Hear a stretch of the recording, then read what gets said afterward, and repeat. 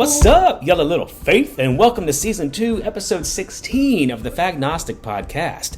I'm your hostess, not your Moses, Matt Hayes, and if I'm still giving you episodes, it means that I'm still looking for peace in the unknown. Today's guest came to me by way of Del Shores, and y'all, well, you're just not ready for what you're not ready for.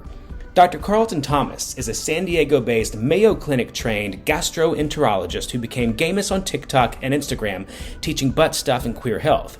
He was raised Southern Baptist in South Carolina in an uber-conservative tobacco town. He is married to a wonderful man and has 2 kids who led him to social media during the COVID pandemic. He quickly became a great source for much-needed health information for the queer community and also for sex education that we ain't never got in school. He sounded the alarm on monkeypox on May 20th on his Instagram and has now become a central source for monkeypox education as well as testing, treatment, and vaccination. His social media has led to improved pain treatment protocols for patients suffering from monkeypox-related rectal pain, and he has helped countless men get vaccinated across North America and Europe. He's an FX Network's 2022 Pride honoree, and just this week was given the President's Award from the National Leather Association International for his work on social media. I mean, who better to learn butt stuff from than a gay man who knows his way around a butt, and that is also a medical expert. So y'all, get your G-spot ready, because it's about to get hit. Welcome to the show, Dr. Carlton.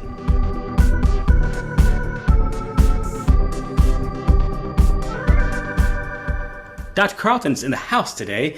Thank you so much for being here. I literally just came across you not even a week ago. My friend Del Shores, who's been a guest on the show as well, said you have to see this guy online. Like, it's incredible.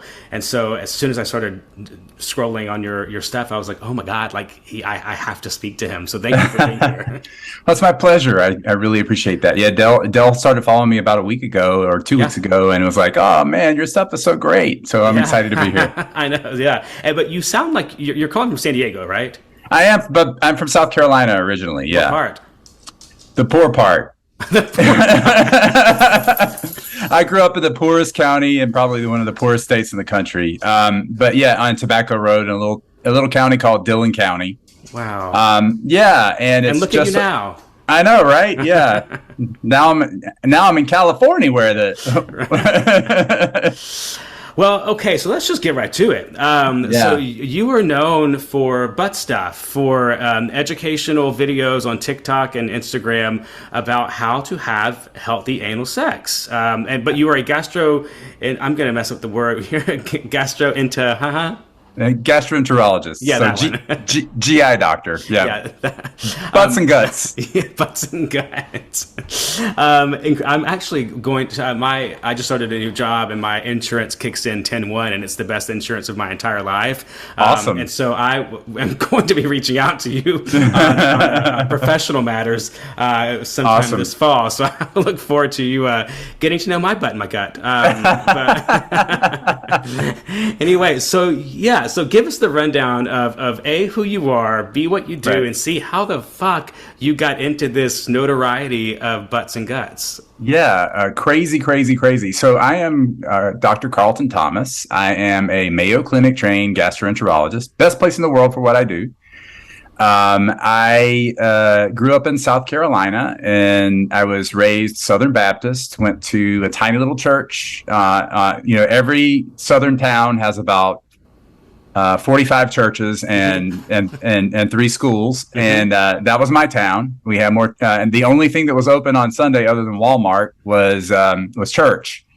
So you had a choice of Walmart or church. And so I grew up, from the moment I was born until probably I left that town from high school to go to college. I was in church every Sunday morning, Sunday evening, and Wednesday night prayer service. So I definitely have my fill of church life in the Deep South there. So I went to college, went to med school. I fell in love with gastroenterology because it's like playing video games, and I was kind of a video gamer as a kid because there's really nothing to do in South Carolina. And I became really good at what I did.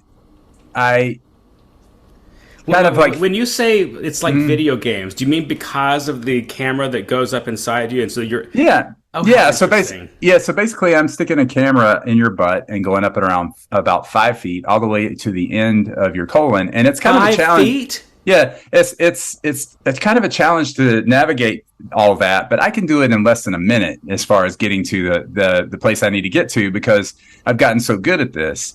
I make my staff nervous because there's 5 doctors in my practice, but I'm the one who gets to where you need to get to the fastest. I pull out really slowly so that I make sure I don't miss anything, but Sure. I'm really developed a knack for getting where I need to get to fast. I love when healthcare professionals like fetishize their craft. Like my Absolutely. mom, she can get off on giving IVs to people. She's a nurse. Today's actually Right. she retires today. It's her last day of nursing. Oh, that's so cool. But yeah, so she will, like, when I was younger and a little skinnier, I would go to the hospital and she would just yank my arm to the nurses and be like, look at his veins. Don't you just want to tap it? Yeah, absolutely. I mean, my staff will be like, oh, 56 seconds. That's a new record. So it's the one thing I want to be fast at. Anyway, during I'm married. I have 2 children. My husband and I are about to be empty nesters. They're 17. They're about to go to college. I actually start a road trip tomorrow to look at University of California schools. Okay. So that's why I'm off today. So I took the week off. So through them is how I found social media. So during the pandemic, I was a hot mess. I was panicking. I was anxious. I'm the breadwinner in the family, and I'm 50 years old now, and I was terrified that if something happened to me, that my family would be in a mess financially. So I was very anxious. I was very hyper cautious. We had a safe room in our garage where when I would drive home, I would strip all my clothes off in the garage, throw them in a plastic bag, wipe myself down with wipes before I could even enter the house to go take a shower, take the clothes and put them in the laundry, take my shower, and then after 20 minutes, I could come say hello to the family. Yeah. So it was just a high anxiety time for me. And so one night I'm on the couch with my husband, and my kids at that point were about 14, and they said they were on TikTok constantly. So I said, let's check out this TikTok thing and see what it's all about. It must be good, because if the kids are on it, that's cool. And I think I looked down at the clock, it was 8 o'clock, and I looked back up and it was midnight. And I had learned how to make chili. I had laughed, I had cried, and the algorithm had figured out in about 15 minutes that I was gay and I liked hairy brown guys. Okay. So she knows, the algorithm knows. She knows. Yeah. She's very targeted. So, I was a lurker on TikTok for a while. And then one day I said, let me make a video and see what I can share to the world. What do I know about? I'm a gay man, so I know my way around a butt, both, personally and professionally. And, secondly, I'm a medical specialist in butts and guts. Why don't I make a video about anal sex? Make it how very, very you have to walk a fine line on TikTok to get it. So I couldn't call it anal sex. I had to call it the event. So I walked a lot of used a lot of coded language, walked a fine line, and I made this part 1 and part 2 very stuffy in a lab coat, which is not me at all. Of how to prepare for anal sex, how to make it better, how to make it more pleasurable, and how to make it more fun. And as soon as I posted the 2-part series, almost immediately a housewife from Iowa popped up in the comments and said, "How dare you make an anal sex video on a children's app?" And so I panicked and I almost deleted my account. And then I said, you know what? Why don't I just block her instead and see what happens? So I did, and I turned my phone off. I turned my phone back on the next day. I had 50,000 new followers in one day. Oh, and 75% of those were women. So I thought I was going to hit mainly the gay guys, talk about anal. And, then I realized, hey, you know what? Everybody's got a butt. And a lot of people are interested in butt play. And it was a real eye opener. so to speak. Not a brown eye opener, although I do have brown eyes. So anyway, so I did I kept doing videos, and I grew a following, and I realized after a while that it was a big risk for me to put all my eggs in one basket and stay on TikTok, because I kept getting notices about things getting taken down for ridiculous reasons, and all it takes is a few people to report you, and you're gone. Yeah. You have no say in it. So I transitioned over to Instagram, and I found it a much more interactive way to communicate with people, because it has a direct message system that allows people to talk to me. And so I really focused on the need and recognizing on TikTok how much lack of sex education there was. The lack of queer sex education, anal sex education, queer health information is completely lacking. None of us got taught that in school. And the ridiculousness of some of the questions that I got made me really realize how basic I needed to get when it comes to this whole thing. Oh God, yes. I had people who would say, "I'm a virgin, and I was a virgin until I met my husband. He was a virgin until he met me. We're monogamous. Should we be on PrEP to prevent HIV?"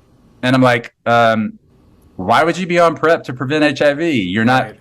Neither one of you have HIV, and you're not fucking other people. And they would say, well, we just don't want to get HIV. And I'm like, you don't create HIV by having gay sex.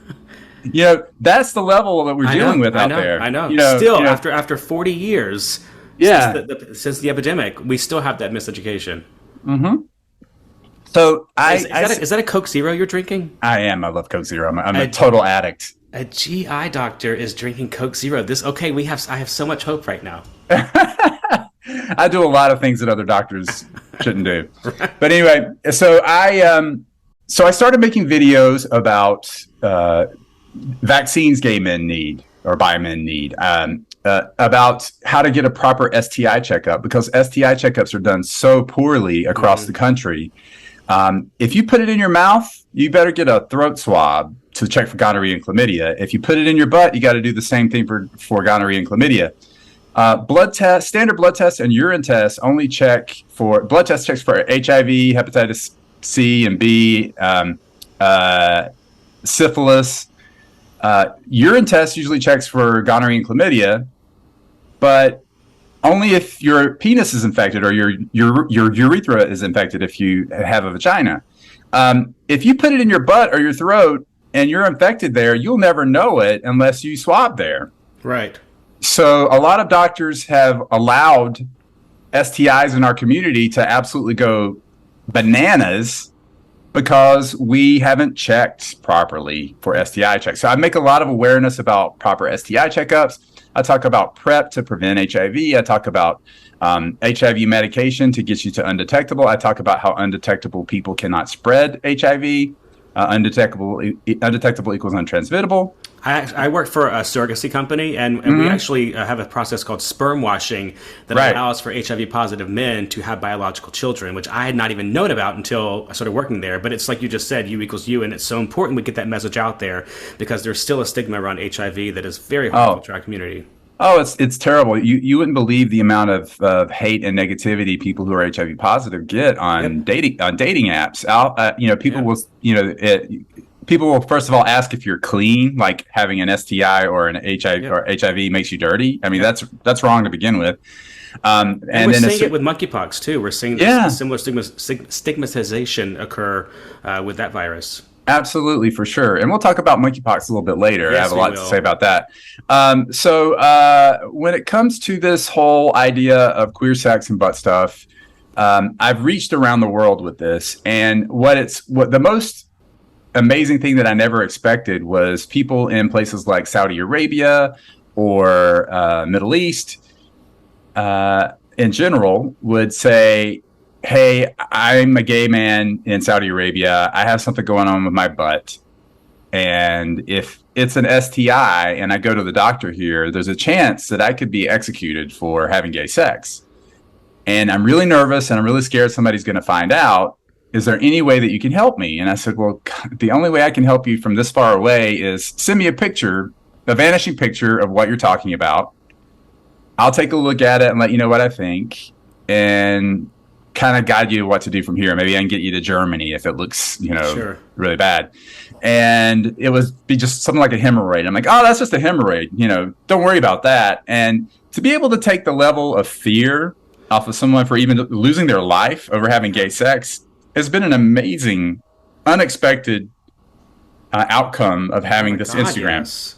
But even the idea of gay sex being descriptive of butt sex, like, that's kind of a misnomer too, because A, everyone's got a butt with a hole in it, potentially for sex, and Right. B, a lot of straight people have anal sex. I mean, I don't know a single straight man that doesn't crave his girlfriend or wife to do it in the butt. Or a straight man who like butt play because that's where our spot is. Yeah, absolutely. So, that's we're made with our prostate gland a little bit inside the rectum there, and that's where our G spot is. And so any straight man who's never had that hit while they've had a blowjob or, had any other kind of play, bless their heart, honey. That's right. I didn't know what fireworks were until I had that happen to me the first time. Yeah. So, just that's just an example of how this thing has reached across the world, and it's totally unexpected on how people could really be that fearful for their lives and use a platform like Instagram to just kind of like let all that go and be fine.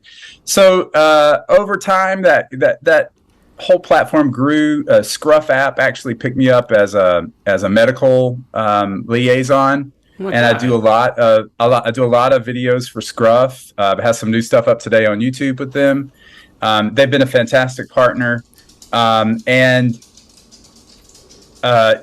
it's just been incredible, the response I've received. And then lo and behold, here with the monkeypox epidemic, back in May 20th, I think, I made my first video about monkeypox.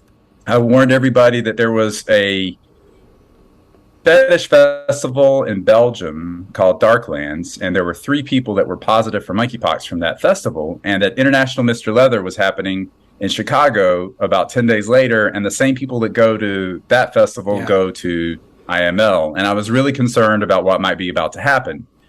And then this cross-pollination of IML and Puerto Vallarta Pride and LA Pride and New York Pride and San Francisco Pride and circuit parties like Daddyland and Dallas, all these places just kind of were in the wrong place at the wrong time to have this thing just blow up to something that we've never seen before.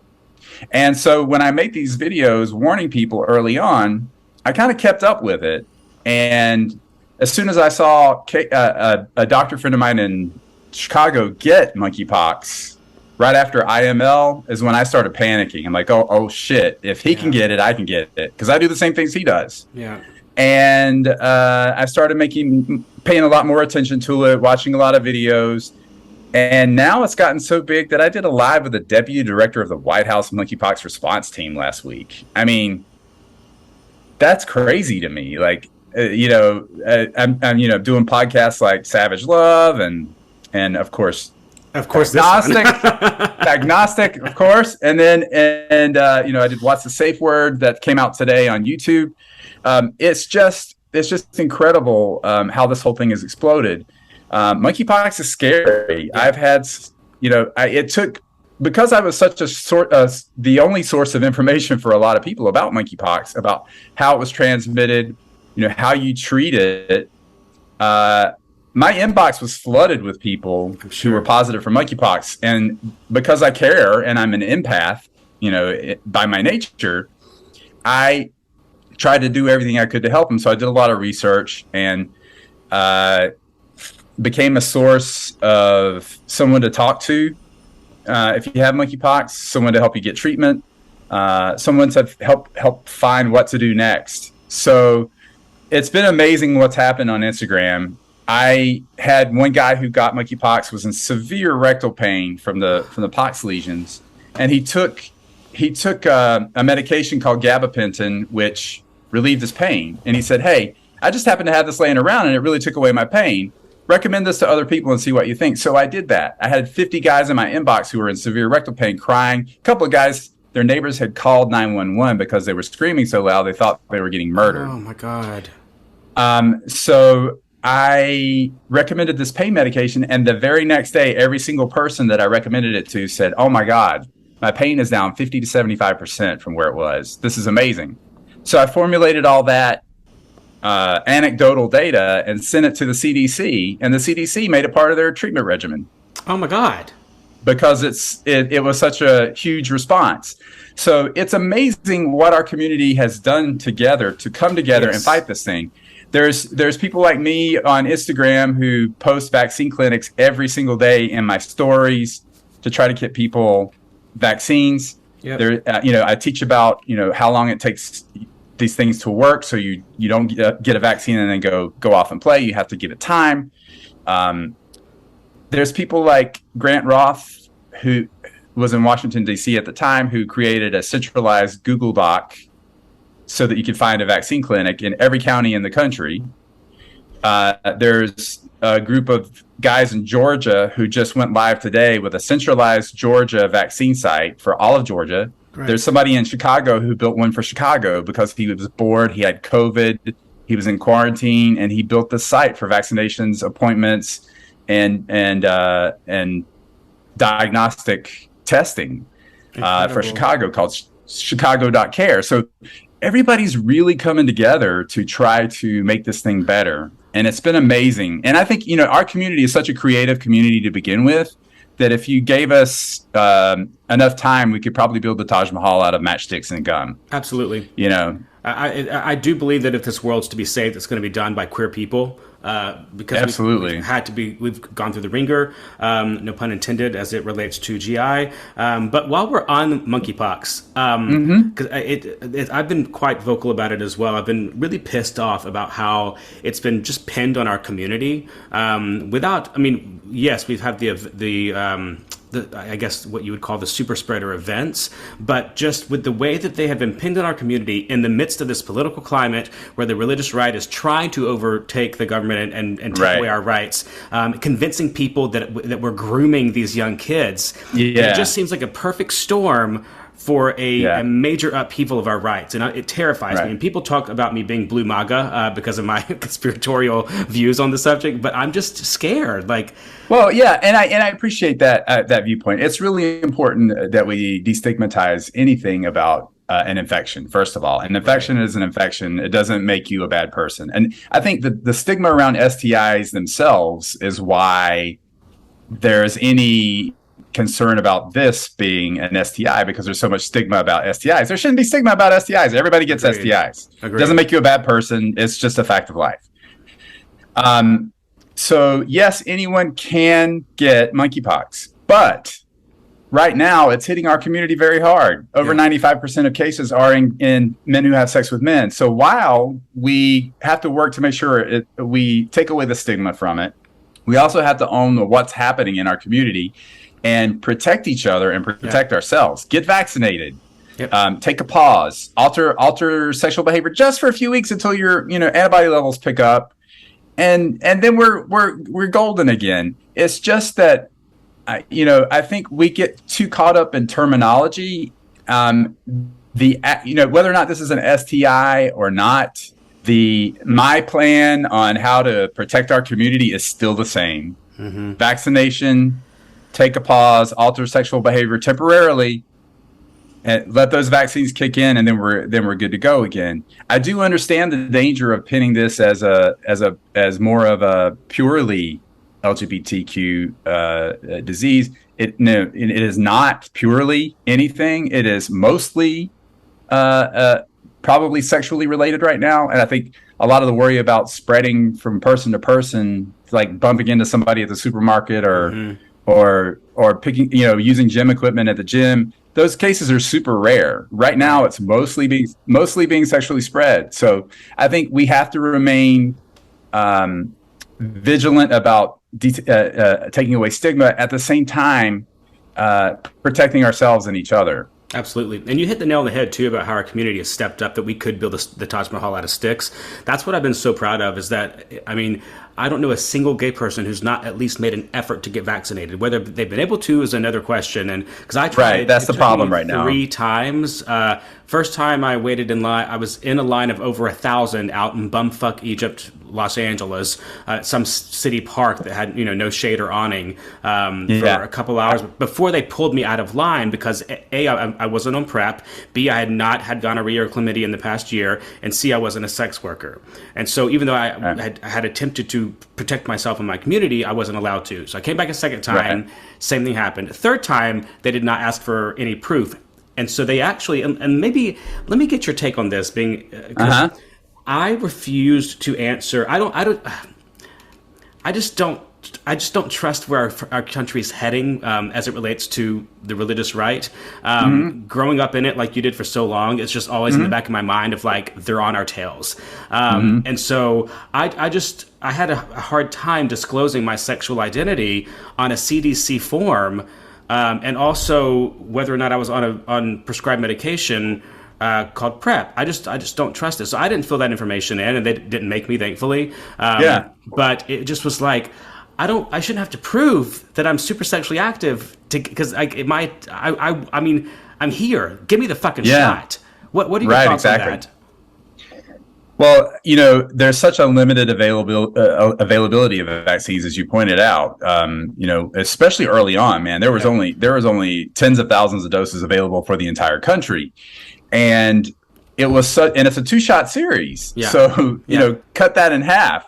So it became really scary there for a while, and they're like, okay, we need to prioritize the people who are most at risk of getting this right now. So we need to prioritize people who are sex workers because they are most at risk, people who are on PrEP because that demonstrates a behavior.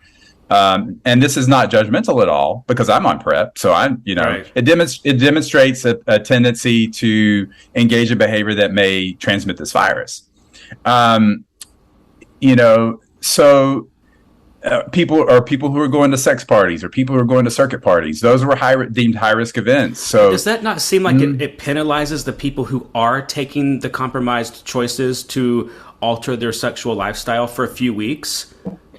Well, I get what you're saying. I get what you're saying there, but when there's no availability of vaccine, what they're trying to do is draw a big enough ring around the people who are most at risk to prevent this from getting worse. So that's where all that came from, and it's really frustrating for me. I mean, I have a woman in San Diego who is a provider for mostly LGBTQ people, and she's seen 3 or 4 cases of monkeypox in her clinic.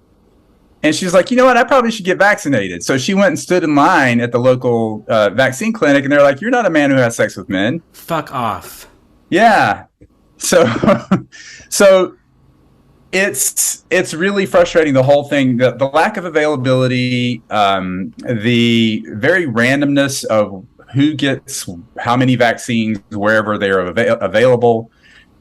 Some places giving 1 shot only, period, and some places giving 2 shots. It raises a lot of anger in places where people haven't been able to even get their first shot yet. How are people getting second shots? So there's got to be more vaccine availability. There's got to be more access. There's got to be a lot. There's got to be a lot of data collection. We don't even know. What pisses me off more than anything about this whole thing is we have over 30,000 people in the world who have been infected with monkeypox. We have over 12,000 at least right now. This is probably way higher at this podcast airing, but so over 12,000 in America who've gotten it. Where are the antibody levels? All hundreds of thousands of people vaccinated. We don't know where the antibody level. 2 weeks after shot 1, where are your antibodies? 3 weeks, 4 weeks, 2 weeks after shot 2. If you've been infected, where are your antibody levels? Does that protect you against getting reinfected?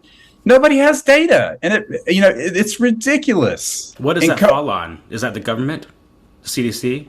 Well, it falls on. Yeah, I mean, centrally, I think that's where that's something that we really need to pick up on. A lot of times during during COVID, we had so many studies and so much stuff happening so fast, and everything was ramped up with the national machinery to wartime machinery to make things happen.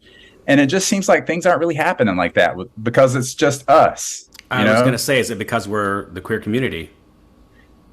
And I mean, thank God we have a Democratic Yeah. Executive in House right now, because if it wasn't for that, then it would probably be even worse than it is already. Yeah. But absolutely. still the response. And, we've got a great deputy director of the response who's gay and who's working his ass off. What's his name? But there's only Dimitri, Dr. Dimitri. Oh, yeah. Yeah, he's fantastic, but he can only do what one man can do. He's got to deal with what he's given. So he's fighting very hard, working very hard, and then taking a lot of flack from people because not enough is happening fast enough. But there's got to be a better answer to making this all go faster to get people vaccinated. There's a lot of backlash against people like me who are promoting vaccination and pause until you can get vaccinated, because some members of our community feel it's homophobic and it's not realistic to ask gay people not to have sex. But for me, I think the most sex positive thing you can do as a sex positive person like me is to teach people how to look out for their sexual health. Thank you. And the health of the community. So I hear is the voices of our ancestors, our gay fathers from the 80s being like, me too. Pay attention to history, you motherfuckers. You can end this right now. Right. My hero is Larry Kramer. And he took the same amount of shit over HIV. Yep. Way more shit than I am taking right now. So it feels really ominous and eerie to be kind of walking in his footsteps 40 years later with a different illness that's not deadly, but is very serious. Yeah. So we have to talk about how serious this is. So when you get monkeypox, you feel like shit. You have a flu-like syndrome. You have fevers and chills and body aches and night sweats, and you don't feel like eating. You develop this rash, and depending on where you get this rash, it can be incredibly painful. So if you bottom generally, and the lesions occur from bottoming, those lesions in your ass are so painful that, like I said, people are calling 911 because they think their neighbors are getting murdered next door. Urethral lesions the same way, throat, bad tonsillitis from oral. Those lesions are so incredibly disruptive and painful.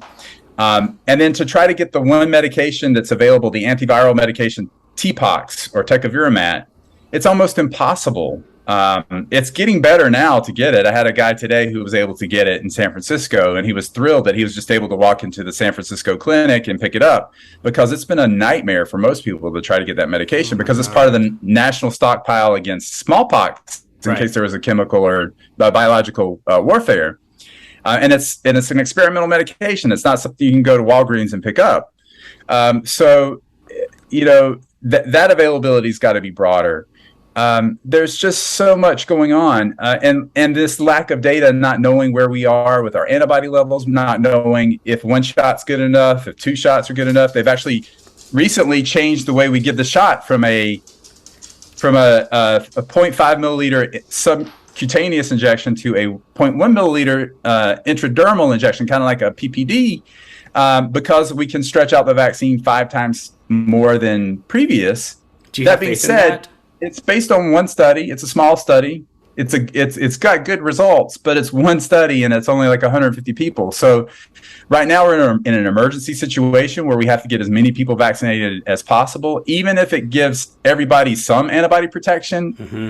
I think it's where we need to be until we can figure what the fuck is going on with the antibody levels in people. We need more studies. We need a lot more data to figure out what's happening, because without data, we can't provide any guidance. People are asking me, okay, Dr. Carlton, I got my shot 2 weeks ago. Can I have sex now? What's my risk? And I'm using old data from like 2009 and 2019 combined in 2 tiny little studies with less than 1,000 people combined to tell people a good, better, best scenario. So about 2 weeks after your first shot, you have pretty good antibody formation. But I've had people contact me online saying, I got vaccinated 2 weeks ago, had sex, and got infected. Yep. I have one guy and then at 3 to 4 weeks, you have even better antibody protection. But I have one guy who got a shot 3.5 weeks before he went to Dory Alley. He got infected at Dory Alley.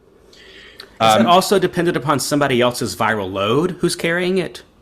It probably is. You know, that definitely the more virus present, the more likely to pass it.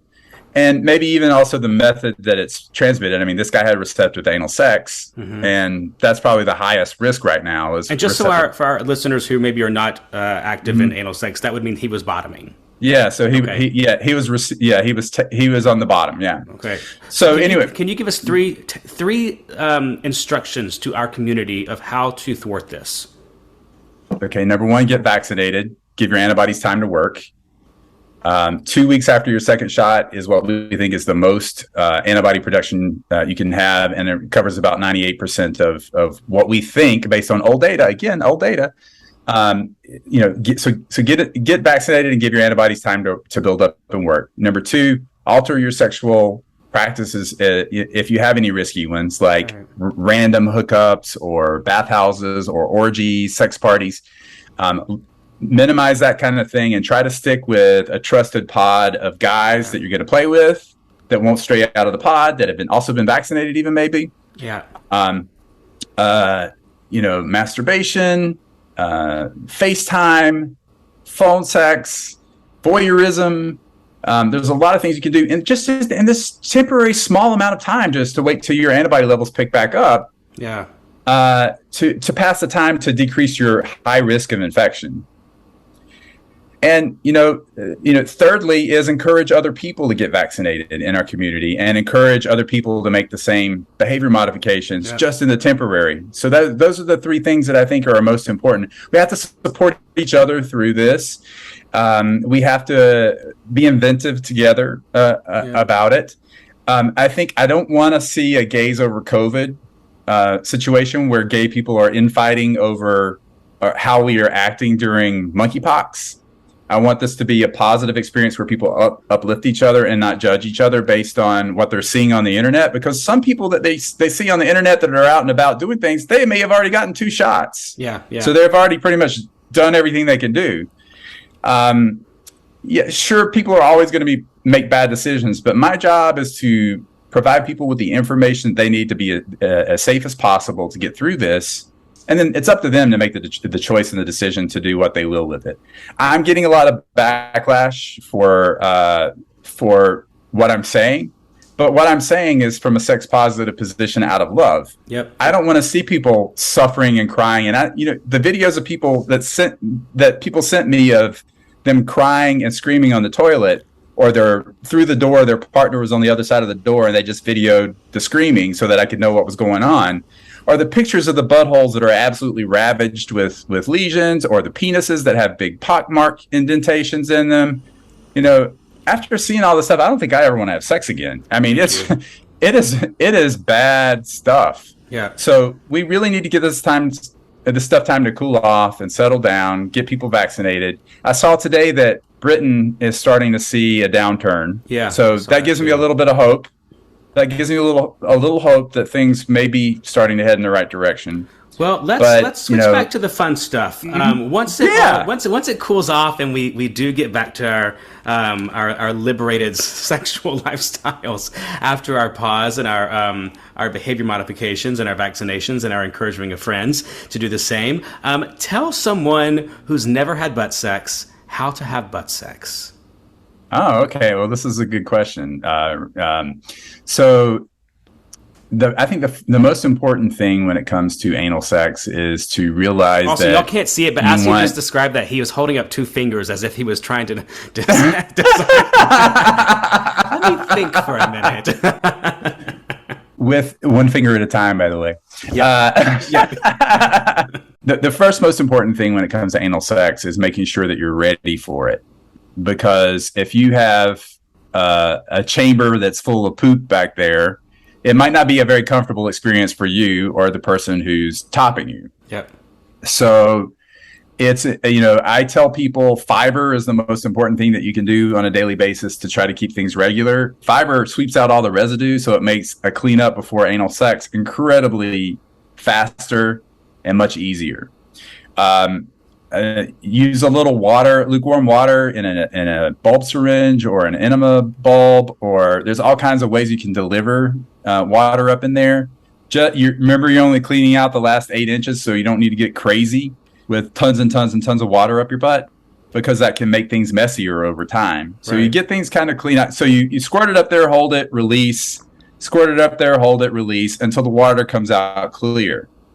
And one of my recent followers actually told me, he's a power bottom on Twitter, said that, his secret to making sure he's ready to go is he takes a dildo, lubricates it really, really well, slides it in, and then pulls it back out. And if it's clear, he's good to go.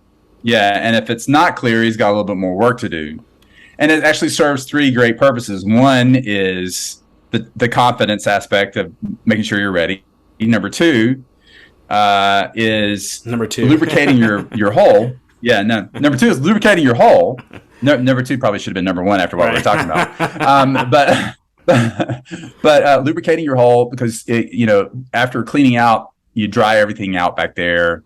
You sweep away some of your natural mucus back there. So you want to get plenty of lube up in there. And number 3, you open things up a little bit so that you're ready to receive what's about to go in there. So once you're cleaned out, I also have a special trick that I teach people on anal sex to make them open up and relax for anal. It's called the butt clock. I have to patent that. I still haven't done that. But if you think of your hole as a circle, like a clock, if you gently slide your finger in firmly and press over to 3 o'clock or 9 o'clock or down to 6 o'clock or up at 12 o'clock and hold it for about 15 to 30 seconds, that tiny little circle starts opening up.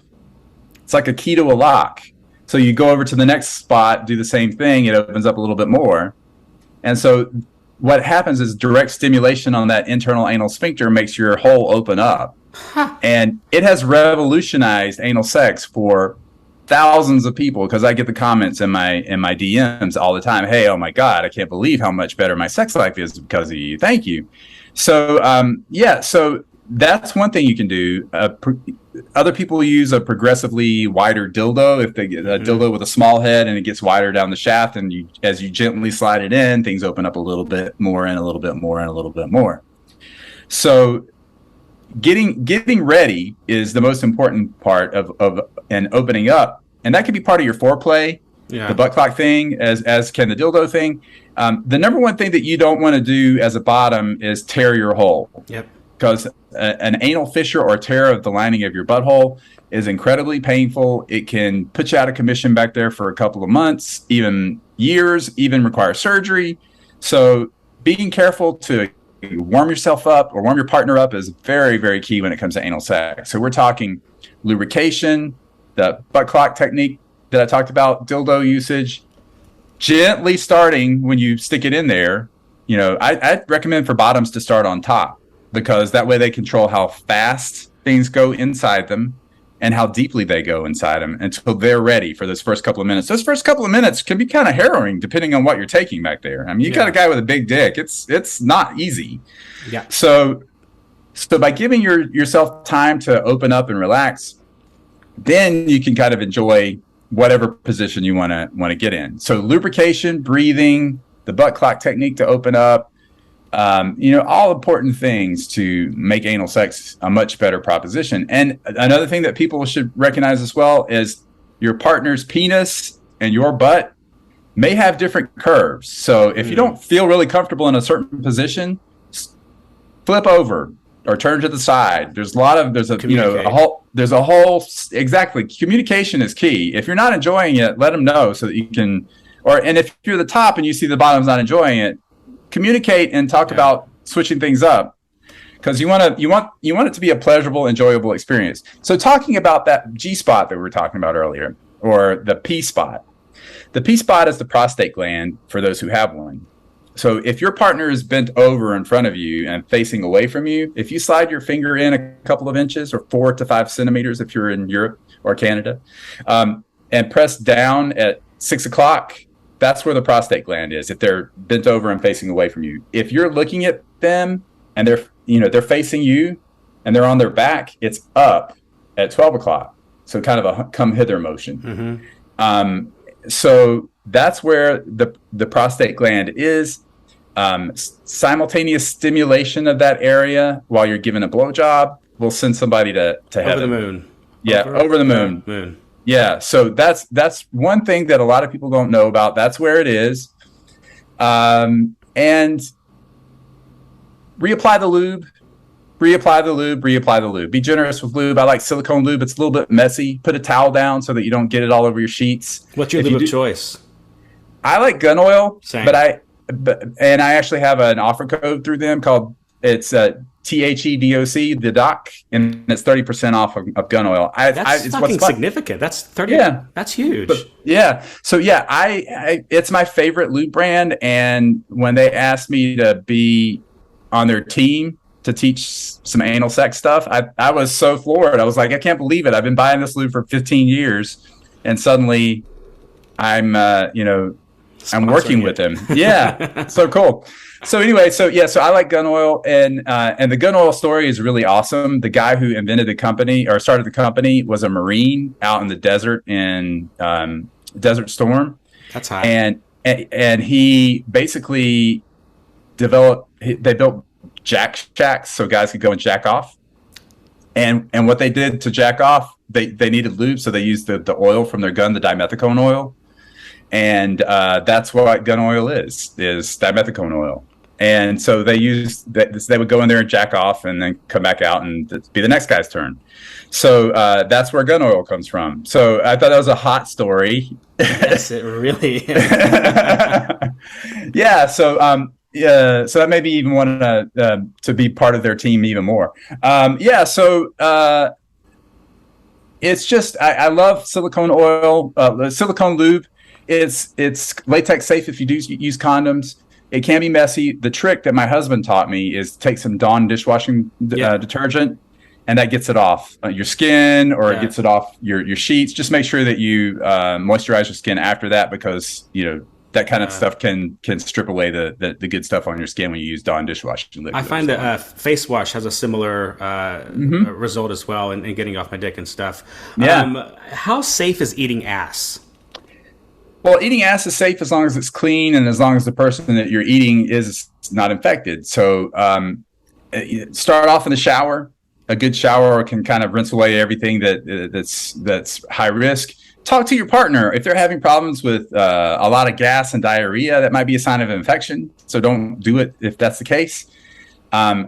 I could be down there all day. I love that. Mm-hmm. That's one of my favorite things. And actually, another funny company story is I work. I did. One of my friends owns a skincare company, and he developed a flavored butt scrub called Tasty Hole. And as a joke, I did a commercial for him, and it got like over 100,000 views. So it comes in peach ring and glazed donut hole and cherry gobbler, and what you do is you scrub your butt with it, and it leaves a little taste back there. And so I say, if your partner doesn't like the original recipe, you can try Tasty Hole. Make your hole a tasty hole, So anyway, so that's another way you can, if you're kind of nervous about taste or you're kind of freaked out about that kind of stuff, that's one way to kind of make it more pleasurable for the giver. Mm-hmm. But it's an incredibly intense sensation. A lot of guys who get their ass eaten really love it. That plus simultaneous penile stimulation, so like jerking off while you're getting your ass eaten. Oh my God, incredible! Yep. Or just going back and forth between eating ass and sucking dick. Huge response to that from people who are receptive. So the infections that we worry about, number one, Giardia. Giardia is a common infection that can happen in our community, but it's usually in someone who's very, very pronounced with symptoms like diarrhea and bloating and bad gas. Hepatitis A is another one, but hepatitis A, most people are vaccinated against because that was part of a lot of our vaccine requirements to get in college and high school and everything else. Make sure your hepatitis A and B antibodies are up to date, by the way, guys. That's important. So I'm a huge fan of it. I love it. I love to do it. and highly endorse it. Great. Shigella is another infection that can happen, but like I said, as long as you really clean things off in the shower back there, it should be pretty safe. Okay. Well, what foods do people who want to receive anal sex need to avoid? Anything that triggers them. So, and that's different for everybody. Everybody's GI tract is different. A lot of people say they have problems with dairy products. It causes diarrhea, gas, bloating. That's kind of hard. Super gassy foods might be an issue. There's a guy who's got a great dietary channel on Instagram and TikTok called The Bottoms Digest. And he actually makes recipes that are bottom friendly. Oh, that's sweet. Yeah, it's really good, actually. He's really a bright guy. He's put a lot of time and effort into being a chef for bottoms. Yeah. So I feel like the older you get, the more like in touch with your gut that you have to become, because that's where a lot of ailments can come from, and also just daily discomfort, right? Right. But it's also one of the things that we just, because it's shitting is such a taboo subject, we just kind of like either ignore it or like whatever. How do you approach the topic of the candor around GI with somebody who's uncomfortable with it? Does it make sense? Yeah, one of the first things I do when I go in and see a patient and I can see they're hesitant and they're worried or they don't want to talk about it, I immediately say, hey, I talk about this all day long. You have nothing to worry about. You can say anything to me. I'm not going to judge you. I'm here to learn from you so that I can help you. Yeah. So I go in and I make that the first statement that I make to people so that they get a comfort level with me. If I know if I can figure out it's a gay patient or a trans patient, the first thing I do is say, hey, I'm a gay man too. Yeah. I know how this is. I know how important this is. Or if it's a trans patient, I express support for them because they are so neglected and discriminated against in the medical community that I make sure the first thing that they know is they're going to be safe with me. Yeah. Yes. Okay, so just as a final callback, with you growing up in the South, a Southern Baptist, with you being so vocally authentic and honest about gay sex, how did you lose friends and family? Do you still subscribe to a faith system? I was devoutly Southern Baptist until I went to college, and even in college, and then as I went through college and med school, I realized that there were other ways to believe. I did a year abroad in England and lived with some Orthodox Jews and some atheists and some agnostics and some people of different kinds of faiths, and realized, hey, there's more than one way to believe things. There's more. My way might not be the only way that's right. Right. So that opened up a door of skepticism. And then when I got to medical school, I think my faith really dropped off big time because I saw so much suffering and so much death and so many nice people who were good people who had horrible things happen to them that it made me just lose faith. That plus being discriminated against in the South as a gay person, especially in my church, made me not want to be part of it anymore. So that kind of drove me away from the church. Ironically, my kids were raised Jewish. My former partner, who I had the kids with, was Jewish, and we raised our kids Jewish. And it didn't bother me at all because, number one, I'm an atheist. I don't really care. And I think that, but I do think that having a faith-based system is good for people. Sure. It brings them out of, it gets people through hard times. Yeah. I've seen a lot of people who, if they, my mother in particular, when my father died, if she didn't have her faith, she probably wouldn't have made it through that. Agreed. So I don't fault people for having faith, and I don't criticize or belittle people for having faith. I think that's great. As long as you don't use your faith to damage me in any way or cause harm in me, then I'm all for you. Yeah. So it's kind of funny, though. Even my own kid, my son, when he was going through Hebrew school, the first day out of Hebrew school, he came to the car and he said, "Dad, you're never going to believe this. They told us that there was this guy and he parted a sea." how ridiculous is that? And I thought, oh my God, I was fed this story as a child and was just told to believe it and forced to believe it. And here's this kid who's already skeptical at 5 years old of the validity of this story from the Torah or the Bible.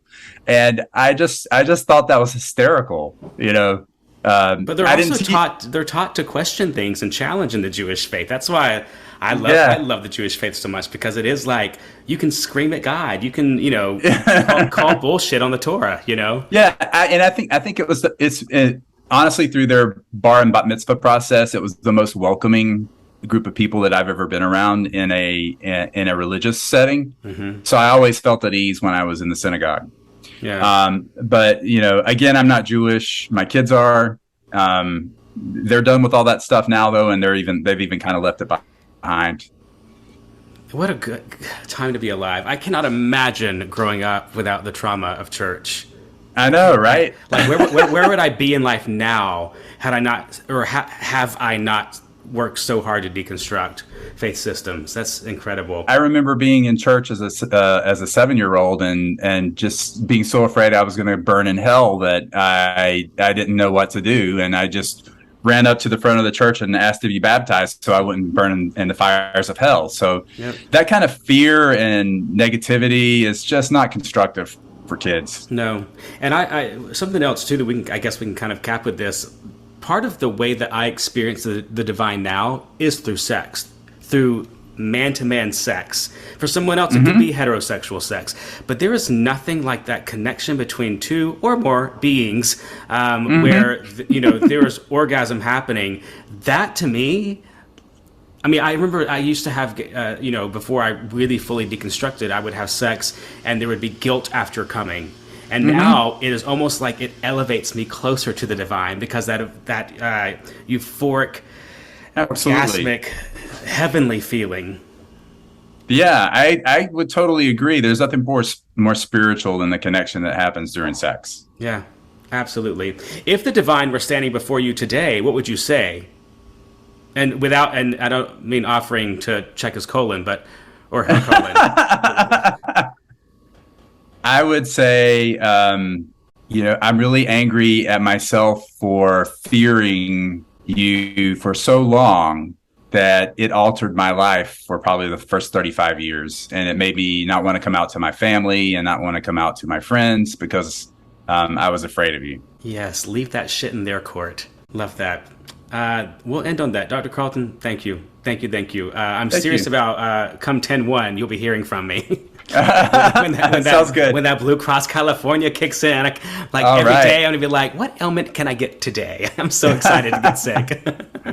I know and I took this week off to take my kids on this little road trip, and I actually went to the doctor today because it's like the only chance I had to go. Oh my God. Yeah. Well, I hope you'll have a fabulous time, and thank you for what you're doing. I mean, to normalize something that is still so taboo, even in our own community.